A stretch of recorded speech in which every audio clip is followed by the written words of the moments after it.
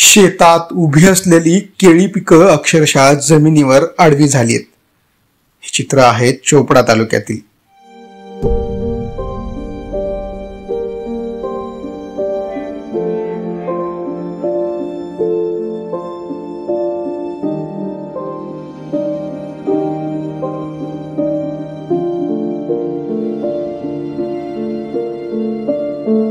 वेगवान वाऱ्याने अगदी काढणीला आलेली केळी जमीनदोस्त झाल्यानं शेतकऱ्यांचं लाखोचं नुकसान झालंय.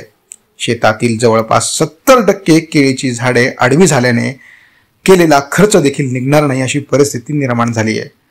म्हणूनच या शेतकऱ्याने कृषी विभागाकडे तत्काळ पंचनामे करून शासनाकडून भरपाई मिळावी अशी मागणी केली आहे.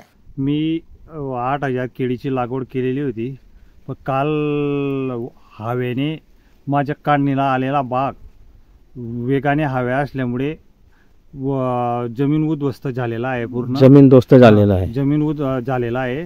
आज मला जो खर्च लागलेला होता तो खर्च सुद्धा निघणार नाही. आज म्हणजे काढणीला आलेला हा हार्वेस्टिंगला आलेला प्लॉट आहे, हा पूर्ण जमीन उद्ध्वस्त झालेला आहे. यासाठी कृषी विभागाने तात्काळ पंचनामे करावे आणि शासनाकडनं मला भरपाई मिळावी ही तात्काळ ही मी शेतकरी या नात्याने अपेक्षा करतो.